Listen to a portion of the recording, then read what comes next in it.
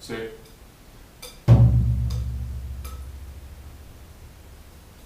Shall we just go up to the finish the second chorus? Okay.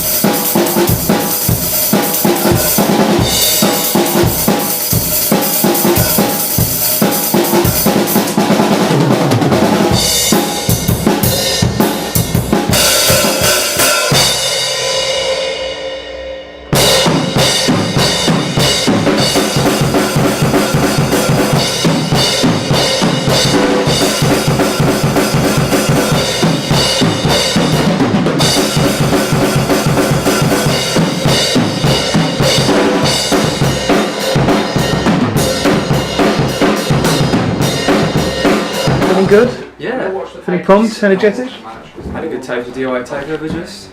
Yeah. Bit stressful at first. When you drop a stick after it's gone well for the first 30 seconds, it's just a bit demoralising, like, you know. Definitely. But it's, with a song so fast, it's and a lot going on. It's just. I mean, I think as the whole album, I think that was the most complex on drums. It's the most complex. It's the most problematic. It's the one with the most possibility of fucking up. Definitely. So if you get yourself in the right mindset, then you're alright. But it only took you a couple of extra takes. Oh yeah, no. As a whole, it's fucking 10 out of 10. You know. Yeah. There's always that one song. Oh, of course there is. Yeah. Generally, how are you Generally, feeling? fucking great. Yeah, really great. Really happy with how all the drum track has gone. Pretty proud of myself. Yeah. Happy with you. You're doing absolutely great. Oh, thank you. Yeah. do you think the other guys are going to bring it like you have? I hope so. Fucking better. Yeah, they will. Yeah. Definitely. Oh, that's good, man. That's good. They're more. Well, they just know what they're doing a bit more than me. This is my first kind of proper band. Yeah. You know? I've never done recording before. I mean, I don't think Ben has either, really. But so, you know, it's quite a big thing for me.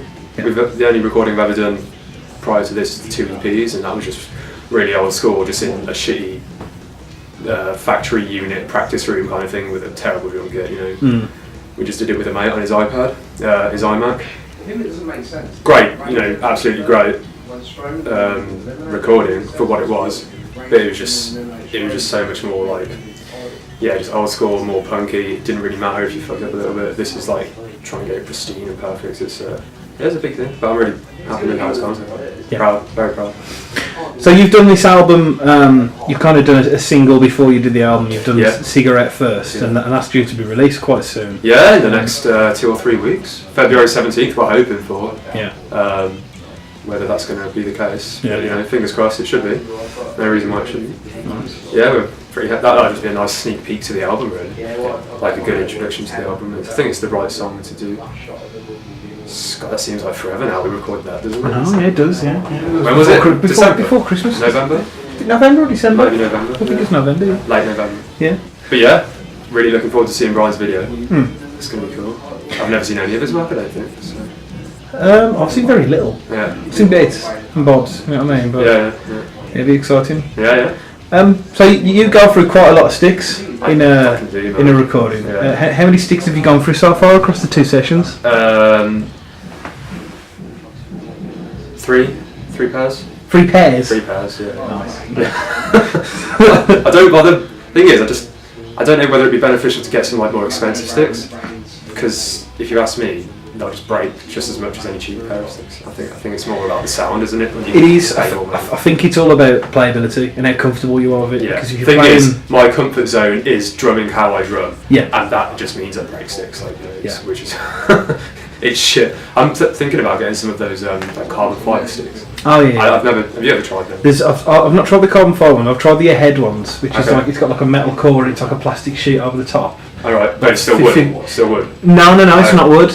It's like a plastic, but it's odd. It's like metal and plastic. It's strange, but basically you keep the cores and you just buy new covers over the top. And it's 50 quid a pair, but they last for ages. Right. I mean, they do really last. Ahead. Ahead. Yeah. They're like black with a white tip. Yeah.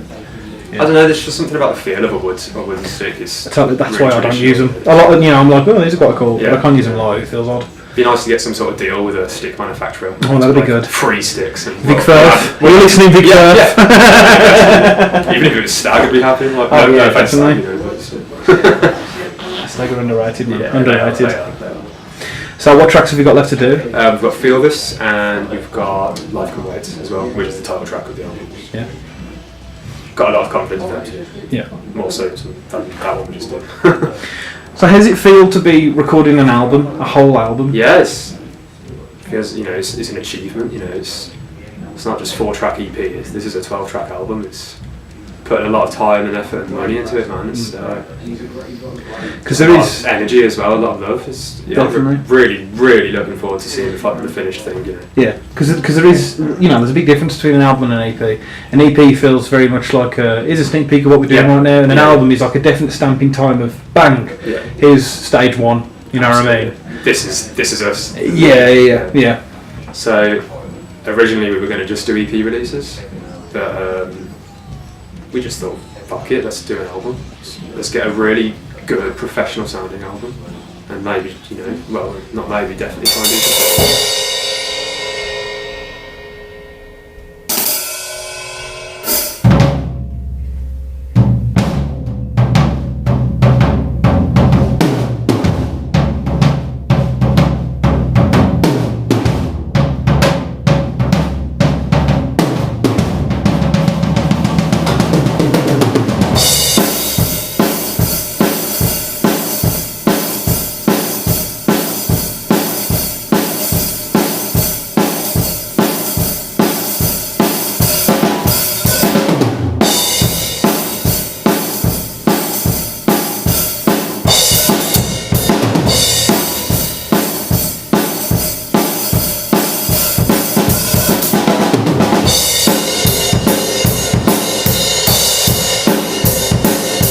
So how about musically, what influences do you draw from for your drumming? See, I'm one of those guys who listens to so many different types of music, so many different genres, so many different bands, and I can just appreciate every single bit of it. I couldn't say what my favourite band is or my favourite genre, because it depends what mood I'm in. It depends just what day it is. I went through a whole phase of just listening to ambient post rock, and you go through a phase of just listening to punk, go through a phase of just listening to classic rock. I love it all. So a good eclectic mix. Yeah, definitely. And I like to draw my drumming inspiration from all of it. Because I listen to so much music, I think it gives me a very wide base to play with, really. In terms of favourite drumming inspiration, can't remember what his name is, but the drummer from The Police. Can you remember? Do you know what his name is? I love his style. I think he's an incredible drummer. Absolutely phenomenal. Definitely. That is going to really... Yeah. Something like Copeland or something like that. I love his offbeat style and just that kind of reggae influence. I mean, I don't often... I mean, this band, we don't really have a reggae influence at all, to be honest. But the offbeats I try and get in quite a bit. Just that, I don't know, it's just quirky, Stuart Copeland. Stuart Copeland, yeah. So have you got a message for anyone before you go? For listeners? Fuck you, man. Nah, just... If you ever want anything in life, just fucking try as hard as you can. Just... Fantastic. Ready?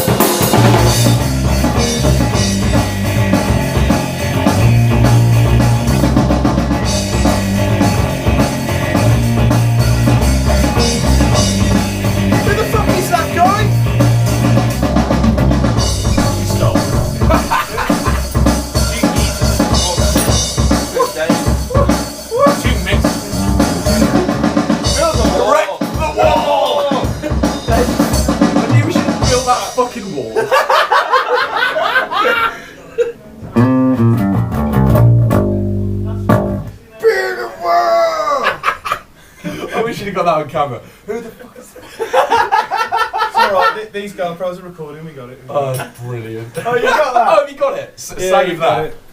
Who the fuck is that? Get the wall up now. I was like, is this part of the process? Or?